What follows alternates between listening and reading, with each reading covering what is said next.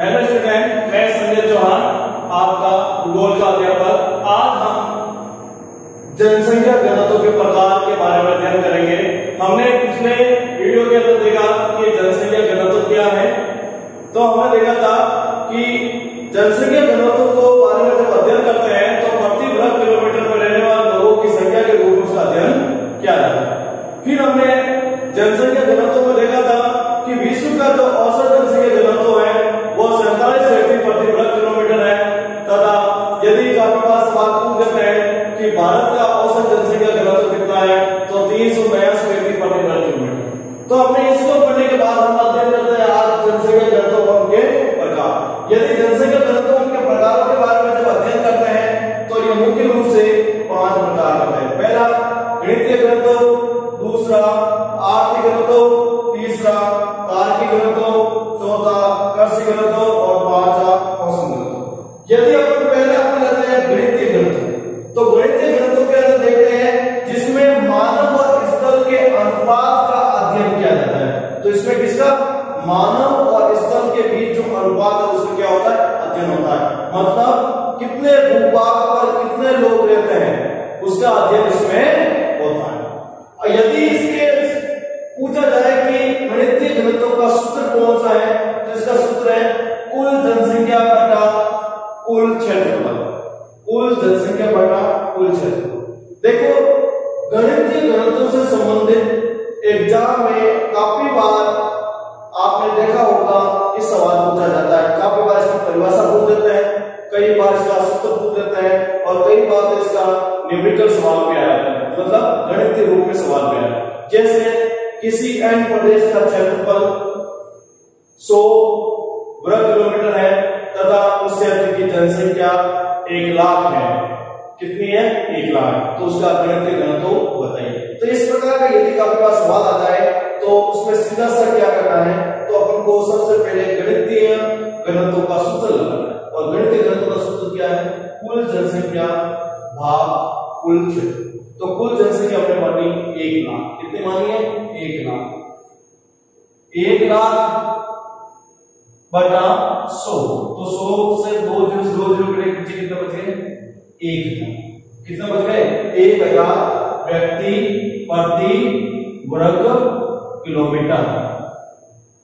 ये इसका क्या आ जाएगा, सॉल्यूशन।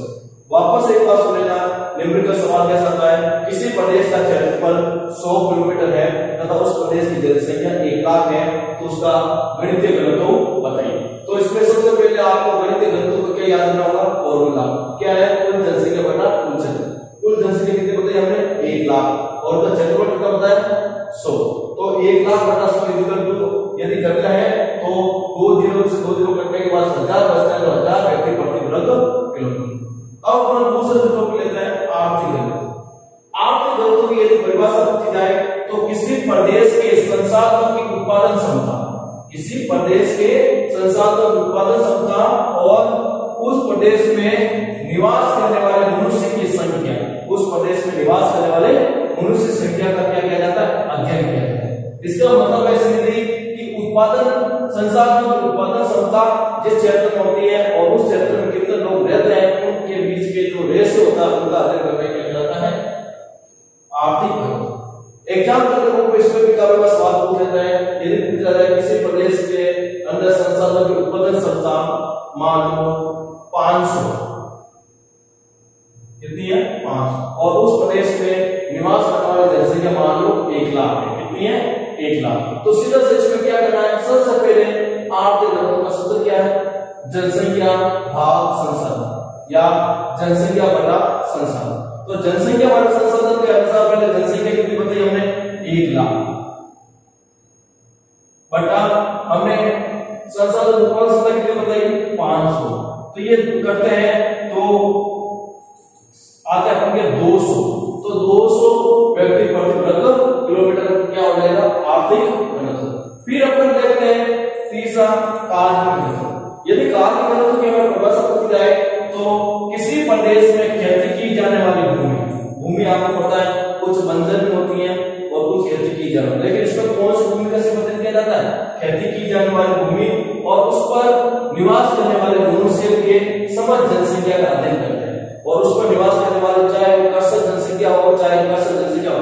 कोई चाहे कोई प्रकार के कार्य करने वाले व्यक्ति हो, उस पर जो निवास करते हैं, उन समस्त जनसंख्या का अध्ययन हम कार्य की घनत्वों में करते हैं। इसमें भी खेती की जाने वाली भूमि के ऊपर निवास करने वाले सभी मनुष्य की जनसंख्या का अध्ययन होता है। और इसका यदि अपन सूत्र देखते हैं तो जनसंख्या बटा कृषि भूमि क्षेत्र, जनसंख्या बटा कृषि भूमि क्षेत्र।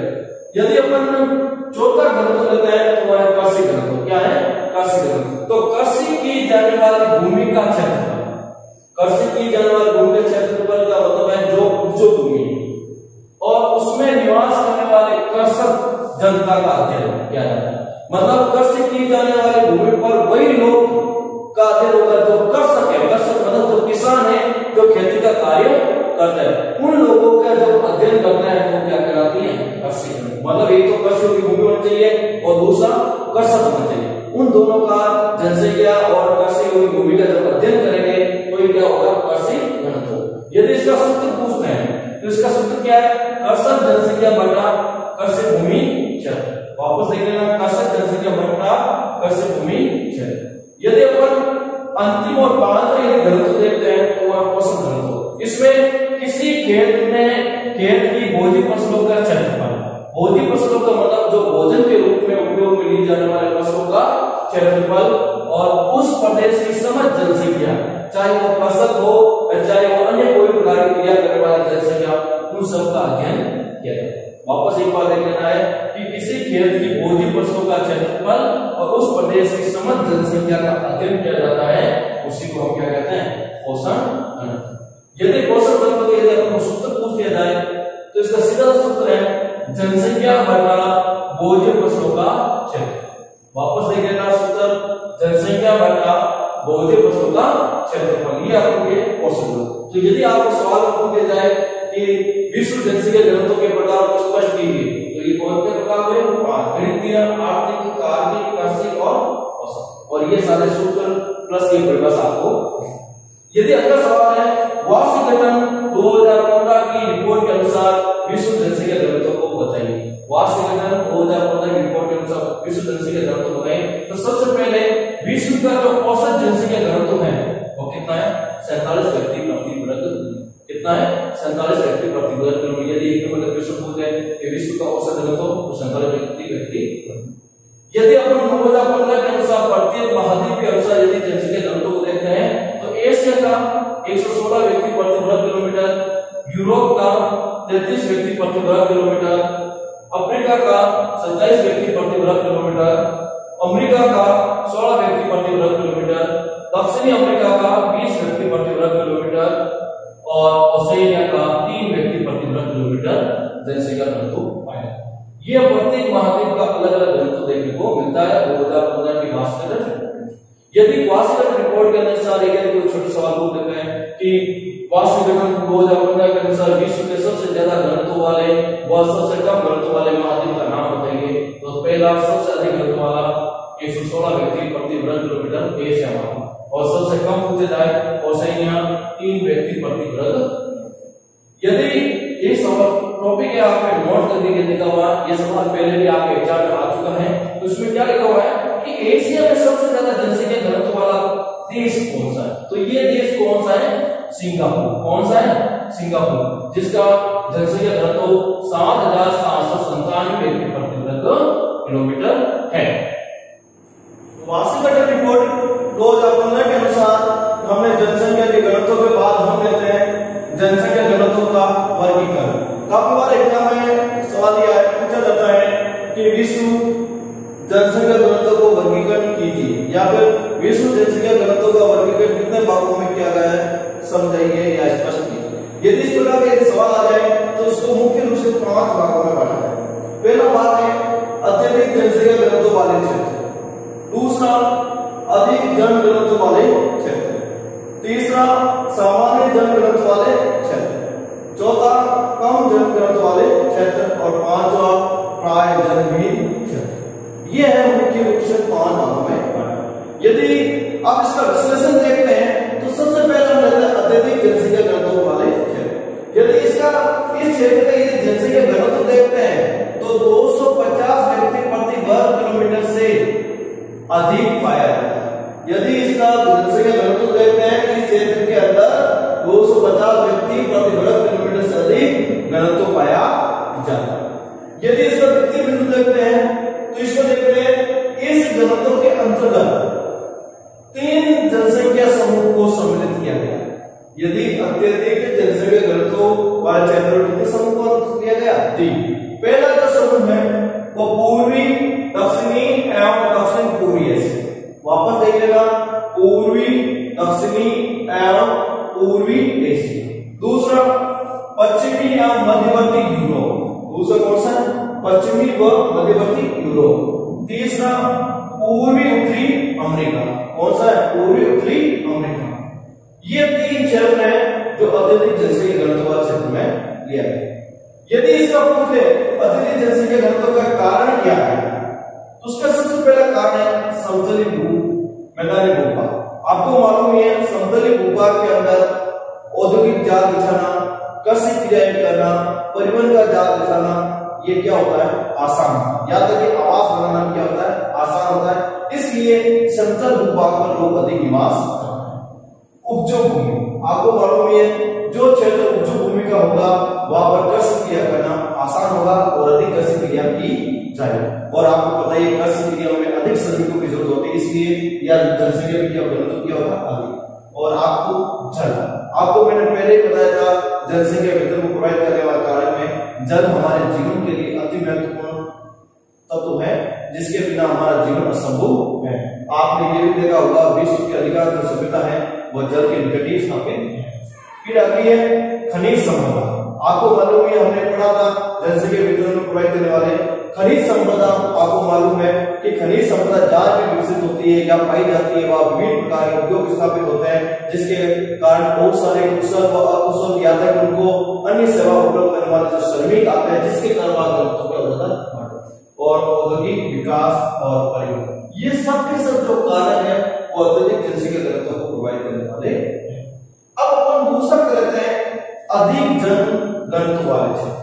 अधिक जन घनत्व, यदि इसका पहला बिंदु देखते हैं, इस क्षेत्र का जो जन घनत्व है वो 100 व्यक्ति से लेकर 250 व्यक्ति प्रति वर्ग किलोमीटर। 100 व्यक्ति से लेकर 250 व्यक्ति प्रति वर्ग किलोमीटर। यदि इसका द्वितीय बिंदु देखते हैं तो इस घनत्व के अंतर्गत दक्षिण पूर्व एवं पूर्वी यूरोप, दक्षिण पूर्व एवं पूर्वी यूरोप, मध्य उत्तरी अमेरिका, दक्षिणी अमेरिका, अफ्रीका का तटवर्ती भाग, दक्षिण पूर्व एशिया का आंतरिक भाग, उत्तर पश्चिमी चीन, मध्यवर्ती भारत और ऑस्ट्रेलिया, ये सारे के सारे जो देश हैं वो अत्यधिक जनघनत्व वाले क्षेत्र के अंतर्गत सम्मिलित किए। तो अब अपन लेते हैं तीसरा सामान्य जनघनत्व वाला क्षेत्र। अब सामान्य जनघनत्व वाले क्षेत्र के अंदर पहला बिंदु है, इस क्षेत्र के अंदर 10 से 100 व्यक्ति प्रति वर्ग किलोमीटर घनत्व होता है। कितना पाया जाता है? 10 से 100 व्यक्ति प्रति वर्ग किलोमीटर। फिर कम होने के कारण, मतलब सामान्य जनघनत्व या जनसंख्या घनत्व या कम होने का मुख्य कारण होता है अस्थायी कृषि, जिसे हम स्थानांतरण कृषि भी कह सकते हैं, मिलपा कृषि भी कह सकते हैं। उस प्रकार की अस्थायी कृषि है जिसमें व्यक्ति कुछ समय के लिए एक स्थान पर कृषि करने के बाद वो दूसरे स्थान पर चला जाता है, इस कारण बाद जनसंख्या क्या पाई जाती है? कम। पशुचारण, आपको पता ही है पशुचारण करने वाले जाति का स्थायी रूप से नहीं रहती, इसलिए बाद जनसंख्या घनत्व क्या होता है? कम होता है। वानिकी और मरुस्थलीय क्षेत्रों का विकास, उन सभी क्षेत्रों के अंदर जनसंख्या घनत्व क्या पाया गया? सामान्य जनघनत्व पाया। फिर बाद में इस क्षेत्र में एशिया, तीसरा बिंदु इस क्षेत्र में एशिया, अफ्रीका, उत्तरी अमेरिका, दक्षिणी अमेरिका के जो घास के मैदान है वो है जहां पर सामान्य जनघनत्व देखने को, और उत्तरी अमेरिका, दक्षिणी अमेरिका, एशिया, आपको पता ही एशिया का स्टेपीज है घास का मैदान, अफ्रीका का वेडल्स, उत्तरी अमेरिका का पेरिस घास का मैदान और दक्षिणी अमेरिका का पंपास, ये सारे घास के मैदान हैं जहां पर ये सामान्य जनघनत्व पाए। तो एशिया का स्टेपीज, अफ्रीका का वेडल्स, उत्तरी अमेरिका पेरिस और दक्षिणी अमेरिका का पंपास। फिर कम घनत्व वाले क्षेत्र, इस घनत्व क्षेत्र के अनुसार 1 से 10 व्यक्ति प्रति वर्ग किलोमीटर पाए जाते हैं। कितना घनत्व होता है? 1 से 10 व्यक्ति प्रति वर्ग किलोमीटर। फिर बात इसके अंतर्गत जो देश आते हैं वो अफ्रीका के अंदर कौन कौन से क्षेत्र हैं? सूडान, लीबिया और मालागास। अफ्रीका के कौन कौन से हैं? सूडान, लीबिया और मालागास। फिर उत्तरी अमेरिका का कौन सा क्षेत्र है? कनाडा। और दक्षिण अमेरिका का कौन सा? अर्जेंटीना और पेरू। ये सब के सब कम घनत्व वाले क्षेत्र के अंतर्गत आते हैं। तो अफ्रीका का सूडान, लीबिया और मालागासी, उत्तरी अमेरिका का कनाडा और दक्षिण अमेरिका का अर्जेंटीना और पेरू। अब अंतिम जो टॉपिक है हमारा प्राय जनविहीन क्षेत्र, जिसे हम 5 रूप में पढ़ेंगे। इस क्षेत्र का जो जनसंख्या घनत्व है वो एक व्यक्ति से भी कम पाया जाता है। इस क्षेत्र का जो घनत्व है वो एक व्यक्ति से क्या पाया जाता है? कम। अभी यदि इसको अंदर देखते हैं तो विश्व के जैसे आपने देखा होगा ग्रीनलैंड है, यहाँ पर जो देखते हैं तो लगभग एक व्यक्ति से कम ही जनसंख्या घनत्व देखने को मिलता है। इस क्षेत्र के अंतर्गत 70% आवासीय क्षेत्र है। कितना परसेंट आवासीय क्षेत्र है? 70% क्या है? आवासीय क्षेत्र। इन प्राय जमीन क्षेत्र के अंतर्गत जो क्षेत्र आते हैं वो अति शीतल प्रदेश, जैसे ग्रीनलैंड का है, साइबेरिया का है, जब बहुत अलास्का का है, ये सभी क्षेत्र है वो अति शीतल माते हैं। अति उष्ण आर्द्र प्रदेश जो भूमध्य के प्रदेश के पास आता है, अति शुष्क प्रदेश जो मरुस्थलीय प्रदेश के अंदर आते हैं, जैसे सहारा मरुस्थल है, थारगा मरुस्थल, वो अति शुष्क प्रदेश मानते हैं। और पर्वतीय प्रदेश जैसे आल्प्स पर्वत है, हिमालय पर्वत है, उन क्षेत्रों में प्राय जमीन क्षेत्र के रूप में देखने को मिलता है। इस तरह हमारा जनसंख्या घनत्व का वर्गीकरण मुख्य रूप से 5 भागों में अध्ययन करेंगे। और इस तरह के जो सवाल है हमेशा 3 या 4 नंबर का क्वेश्चन के रूप में आता है। अब जनसंख्या घनत्व के बाद हमारा जो नया टॉपिक बनता है जनसंख्या वृद्धि। जनसंख्या वृद्धि की परिभाषा देखें तो किसी क्षेत्र के 2 समय अंतराल के मध्य लोगों की संख्या में होने वाला परिवर्तन।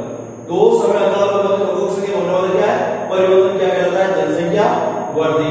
जनसंख्या वृद्धि के अतिरिक्त घटक पूछे तो ये 3 घटक है: जन्म दर, मृत्यु दर और प्रवास। जन्म दर और मृत्यु दर और प्रवास। और ये प्रवास के बारे में हम लेसन संख्या जो 5 है उसके बारे में पढ़ेंगे तो उसको पूर्ण रूप से इसका अध्ययन करेंगे।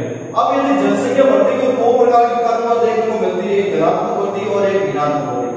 धनात्मक वृद्धि वो होती है जिसके अंदर कोई भी संख्या में वृद्धि हो, मतलब बढ़ती हो, तो वो क्या कहलाती है? धनात्मक। यदि एग्जाम्पल के रूप में देखा जाए तो यदि किसी वस्तु का मूल्य 5 रुपए और वापस उसको 10 रुपए बेच दें तो क्या हुआ? 5 रुपए की मुनाफा हुआ, वो क्या होगी? वृद्धि मानी। और ऋणात्मक वृद्धि जिसमें कोई भी प्रकार की वृद्धि क्या हो? कम हो जाए, तो उसे कौन सी वृद्धि कहेंगे? ऋणात्मक वृद्धि। अब इसके बाद हम जनांगीय संक्रमण सिद्धांत के बारे में पढ़ेंगे, वो हम नेक्स्ट वीडियो में देखेंगे। थैंक यू, धन्यवाद।